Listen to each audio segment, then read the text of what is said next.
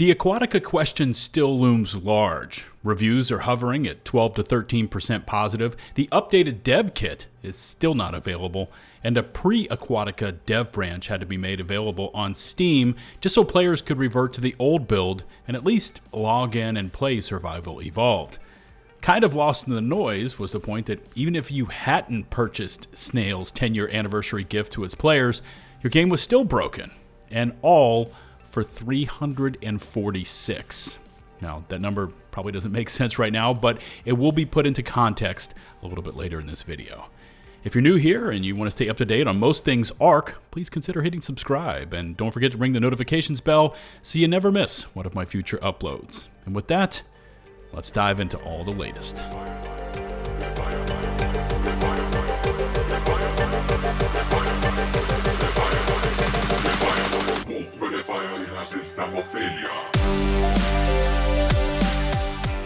To kick this one off, I've got a question for you.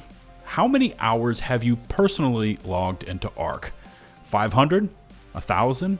10,000? How about 35,000? Well, PC Gamer found a player with 35,000 hours logged in ARK Survival Evolved that gave the game a negative review stating, quote, "How do I get a refund? I've enjoyed ARK for 35,000 hours. One of my favorite games to play with friends and family," the reviewer said on Steam. "I ran an ASM, ARK Server Manager server with mods for years until today. Nothing works anymore."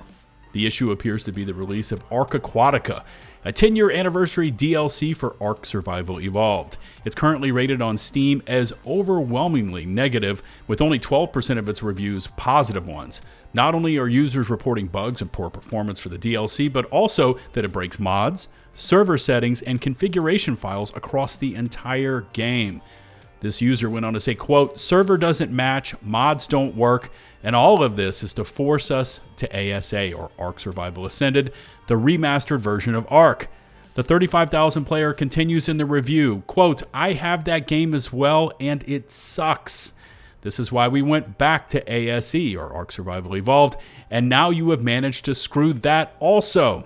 Quote, you had something great. Hope you don't choke on your greed. How do I get a refund?" they conclude. Now, there's more to this article, and by the way, links to all of these articles for today's video can be found down in the video description, but PC Gamer finished up with this.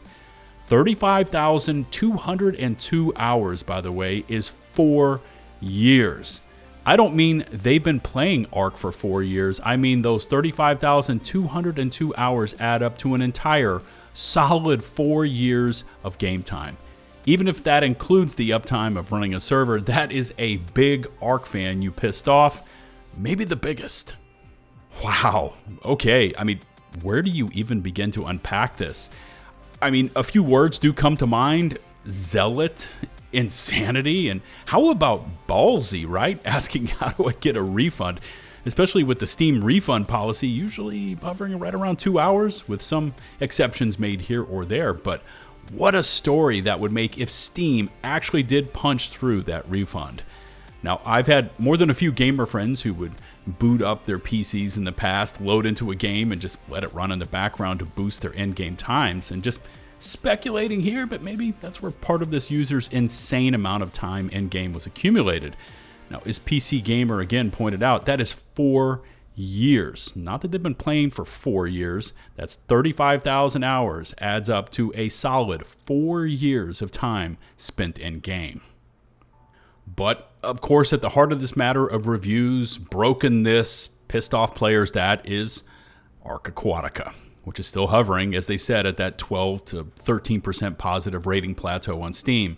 Far from reaching the worst reviewed Steam games of all time, where War of the Three Kingdoms currently holds that title in the Hall of Shame, sitting at 1.04%, all the way down to number 100, which is Richman 11, never heard of it, at 4.76%.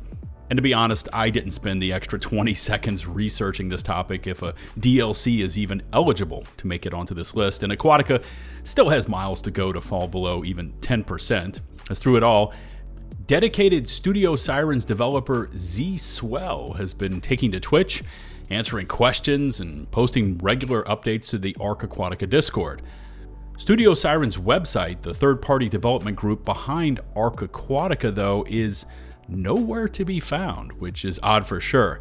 There is a Siren Studios that is located in New Zealand, but from previous statements from Studio Wildcard, they specifically said that ARK Aquatica is being made by Snail Games Colorado, which is a long ways from New Zealand.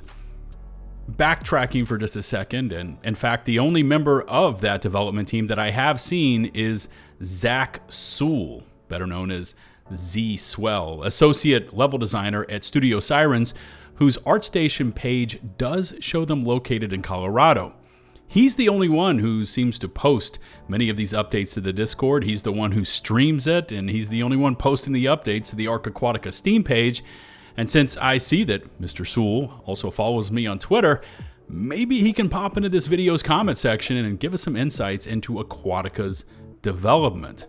My questions would be, what was the time frame and scope given to them by Snail Games? Was there any advance notice that pushing Aquatica live would have nuked Evolve that hard? Hell, I'd like to know how many mainline devs worked on the project and where this official Studio Sirens website is located at. Does it exist and I'm just not seeing it? Is this Siren Studios group that seems to be located in New Zealand currently working on the Nightwatch game coming to Steam? Yeah, I find this all fascinating and would love to get some real, concrete answers to this and a lot more. I mean, hell, Zach, you can even DM me if that works better for you. In the meantime, there's also been a few articles to pop up across the reporting sites concerning Aquatica, Ascended, and even ARK 2, including this one from ScrrenRant titled, "Just Days After Disaster, ARK Aquatica is already making a comeback," which I've got to say is not true. Now, maybe Evolved overall is making a comeback as players were able to grab that pre-Aquatica branch on Steam and dive back into their OG game files, already accelerating their numbers back up to better than Ascended's player counts. But a comeback for Aquatica? No. What is clear is that Sewell is staying proactive on all of the current social channels, and overall, the studio, again, I'd love to know how many members are there and actually working on Aquatica, but anyways, the studio is keeping the community up to date with daily reports on what is in the works and what so far has been finished. But in terms of Aquatica, that landscape is not looking so rosy.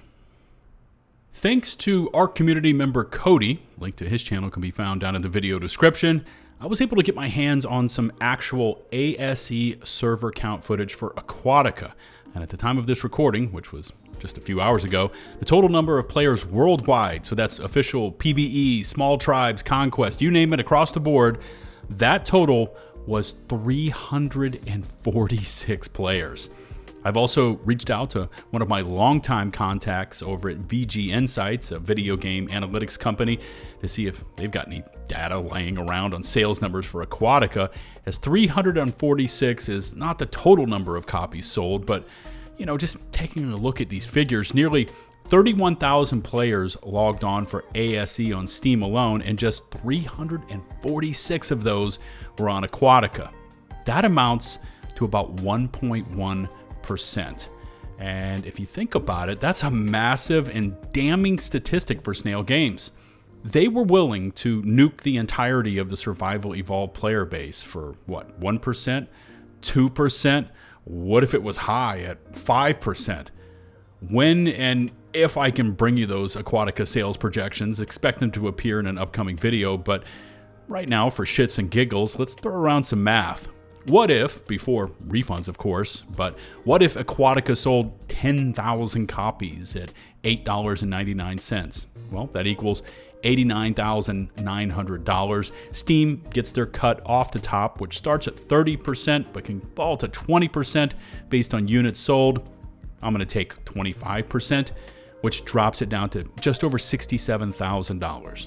Less the engine fees for Unreal paid to Epic, less the dev salaries for however long it took to make Aquatica, plus how many were working on it, plus the ongoing salaries right now for those devs to stay on and fix it, and the profits for this 10-year anniversary gamble become truly minuscule. But for Snail, that sacrifice was probably worth it, especially if they could push a few players over from ASE to ASA and all the commotion and just permanently nuke ASE. But in the grand scheme of things, what Snail made here was probably peanuts. Speaking of Snail Games, and I posted some of this to my Twitter account, which you can find and follow me over there. Link can be found down in the video description. But the very same day Aquatica was launched and destroyed ASE, Snail announced their intent to explore USD-backed stablecoin, which translated means they were looking into creating their very own crypto, which I did touch on a bit in my last ARK video. Well, more information has now been posted to the Snail Games official website, as Snail has pushed ahead with this initiative, establishing Snail Coins LLC to handle this stablecoin project. And through the multitude of videos you can find on YouTube, many here on my channel, the greed and inability to manage finances has been well researched and exposed through the years when it comes to Snail Games. But here's their latest idea, complete with a quote from ℾ𝕒𝕒 himself. Here's what he said.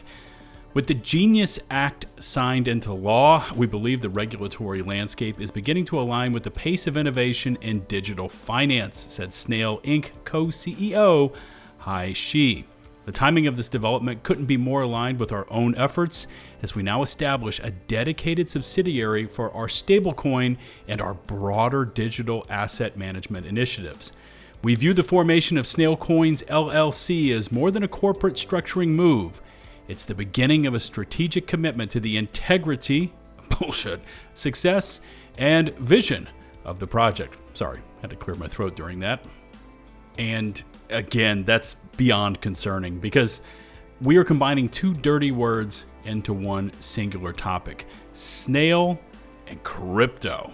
Now, I will continue to monitor the sites and social channels for more Aquatica news, and I can hopefully get those DLC sales projections over to you sooner than later. And if your evolved gameplay save was nuked when Aquatica went live, whether you purchased Aquatica or did not, please drop me a comment. I'd love to read through them. Thanks again for watching my ARK coverage, and if you happen to like the video, please hit subscribe and ring that notifications bell to receive my upload alerts. Thanks to all of our channel members, for without your continued support, content like this would not be possible. And until the next one, this is ℂ𝕒𝕒𝕒𝕒𝕒 signing off.